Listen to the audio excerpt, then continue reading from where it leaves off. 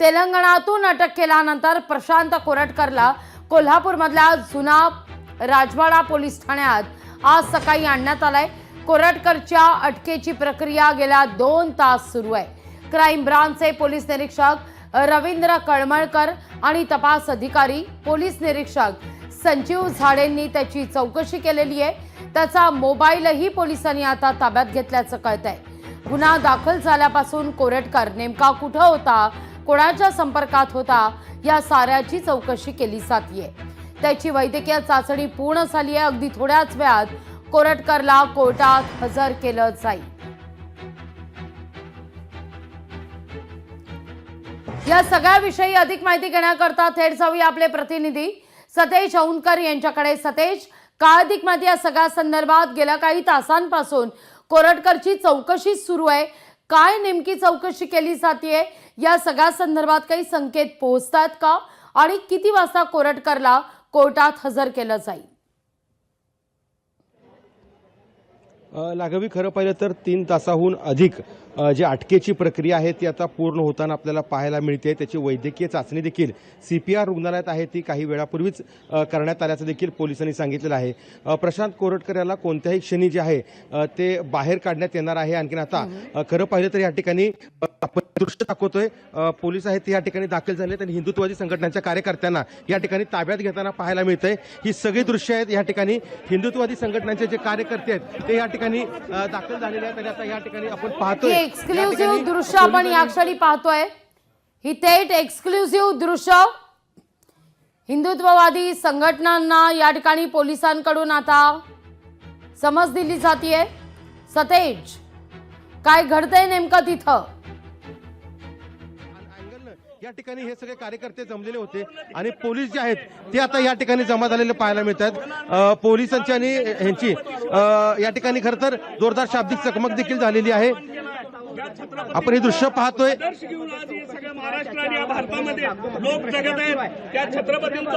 पुन्हा एकदा पोलीस आहेत ते या ठिकाणी निघून जाताना आपल्याला दिसून येत आहेत। खरं पाहिलं तर याच ठिकाणी पोलिसांनी आता काही वेळापूर्वीच जे शिवभक्त आहेत यांना इकडं ताब्यात घेण्याचा प्रयत्न आहे तो केलेला होता, रोखण्याचा प्रयत्न आहे तो केलेला होता आणि यानंतरच एकूणच तणावाची परिस्थिती आहे ती या ठिकाणी निर्माण झाल्याचं दिसून येते।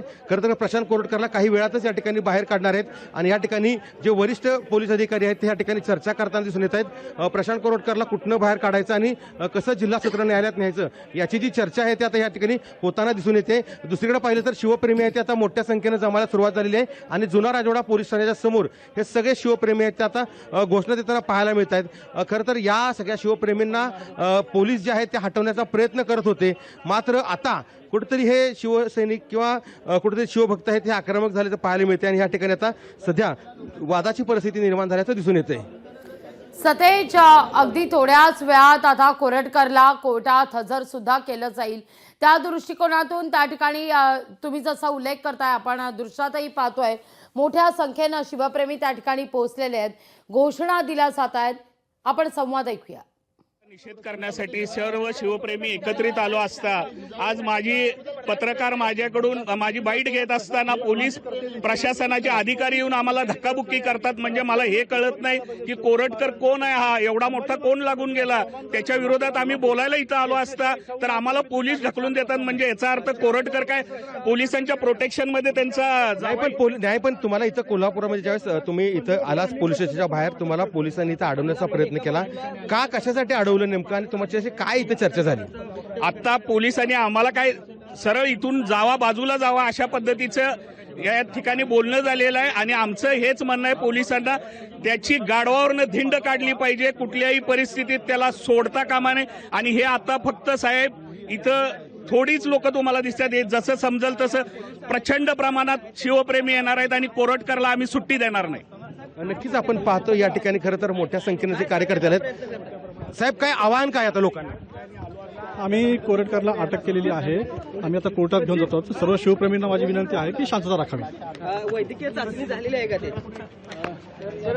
आपण बघितलं पोलिसांनी देखील या ठिकाणी आवाहन केलं शिवभक्तांना। आता कोरटकरला आहे ते थोड्याच वेळात न्यायालयात हजर केलं जाणार आहे आणि शिवभक्तांनी संयमाने किंवा शांततेने घ्यावं असं आवाहन केलं आहे. आपण काही शिवभक्तांच्याकडनं जाणून घेऊया की त्यांना या ठिकाणी काय वाटतंय. खरं तर शाहीर, मगाशी सुद्धा तुम्ही आक्रमक भूमिका घेतली होती, आता देखील पोलिसांची काही प्रमाणात बाचाबाची झालेली आहे, शाब्दिक चकमक उडली. आता पुढे काय करणार आहे? पुढं काय नाही, कोरटकर समोर दिसला की शिवभक्त थांबणार नाही. त्यांच्या प्रतिक्रिया या माध्यमांच्या माध्यमातून व्यक्त होतात. आज माध्यमांच्या मुळे खऱ्या अर्थानं हा कोरटकर आणि सापडला.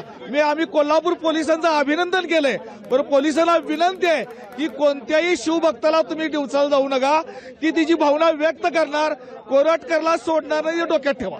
नक्कीच आपण पाहतोय कोरटकरला कोणत्याही परिस्थितीत सोडणार नाही असं शिवभक्त सांगताय. दुसरीकडे मी माझ्या सहकार्याला विनंती करतो की या ठिकाणी आता पोलिसांनी देखील एक त्यांची जी रांग आहे ती या ठिकाणी बनवल्याचं दिसून येते. जवळपास हे QRTचे जवान आहेत, या जवानांनी या ठिकाणी खरं तर एक भिंत उभी केलेली आहे. सध्या वरिष्ठ पोलीस अधिकारी या ठिकाणी आहेत, ते देखील या ठिकाणी चर्चा करताना आपल्याला दिसून येत आहेत. खरं तर प्रशांत कोरटकरला काही वेळातच या ठिकाणावरून बाहेर काढलं जाणार आहे. मात्र आता बाहेर काढताना शिवभक्त आहेत ते आक्रमक झाल्याचं आपल्याला दिसून येते. त्यामुळं तणावाची परिस्थिती आहे ती या ठिकाणी निर्माण होईल आणि ही तर परिस्थिती निर्माण झाली तर कायदा व सुव्यवस्थेचा प्रश्न निर्माण होऊ शकतो. त्यासाठी आता प्रशांत कोरटकरला दुसऱ्या बाजूने बाहेर काढतात की काय, अशी एक चर्चा या ठिकाणी सुरू झाल्याचं पाहायला मिळते. अगदी सतेज, तुर्तास धन्यवाद तुम्ही दिलेला एकूणच या सविस्तर माहिती करता. तुमच्याकडून या सगळ्या संदर्भात सातत्यानं अपडेट घेत राहू. कोरटकरची सध्या चौकशी सुरू आहे, कुठल्याही क्षणी त्याला कोर्टात हजर केलं जाईल. पण दुसरीकडे मात्र शिवप्रेमी मोठ्या संख्येनं त्या ठिकाणी दाखल झाल्यामुळे इतर मार्गानं कोरटकरला कोर्टात हजर केलं जाणार का, या संदर्भात आता शक्यता वर्तवली जाते. तर भाजप आमदार परिणय फुकेंनी मात्र या सगळ्या संदर्भात गंभीर आरोप केलेला आहे. प्रशांत कोरटकरला लपवण्यात काँग्रेसचा हात असल्याचा या ठिकाणी आरोप आता फुकेंकडून केला जातोय. तेलंगणात काँग्रेस नेत्याच्या घरात कोरटकरला अटक करण्यात आली असा त्यांचा दावा आहे. महाराष्ट्रातील काँग्रेस नेत्यांच्या भूमिकेवर हा सवाल परिणय फुके यांनी उपस्थित केलेला आहे.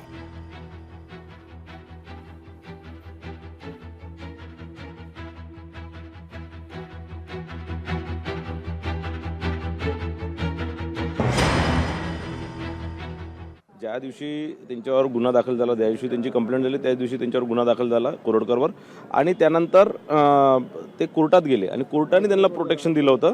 कोर्टाच्या प्रोटेक्शन असल्यामुळे पोलीस विभाग काही करू शकला नाही आणि मी तुम्हाला मागे सांगितलं कोर्टाचं प्रोटेक्शन हटवण्याकरता स्वतः फडणवीस साहेबांनी लक्ष घातला, गृह विभागाने त्यात लक्ष घातलं आणि त्याचं जे प्रोटेक्शन आहे ते काढून घेतलं आणि प्रोटेक्शन काढल्यानंतर 4 ते 5 दिवसात त्यांना अटक करण्यात आली. तेलंगणामध्ये ते काँग्रेसच्या एका नेत्याकडे लपून होते आणि यामागे निश्चितच कोरटकरला वाचवण्याचा प्रयत्न काँग्रेसच करत होती हे स्पष्ट झालेलं आहे. या कोरटकरवरती कडक से कडक कारवाई होणार. त्याचा सर्टिफिकेट घेऊन यावं जर परिणय फुकेकडे असतील तर. तो कुठल्या पदावर होता, कोण होता, कुठल्या कधी त्याची नियुक्ती काँग्रेसमध्ये झाली, प्राथमिक कधी सदस्य झाला. म्हणजे आपलं पाप झाकण्यासाठी काँग्रेसवर टीका करायची आणि पाप लपवायचा. आणि तुमचं तोंड ज्यावेळेस कोरटकरावर उघडत नाही तर तुम्ही काय काँग्रेस नेत्याचं नाव घेताय. लोकशाही मराठी ऐका, पहा, जागरूक रहा.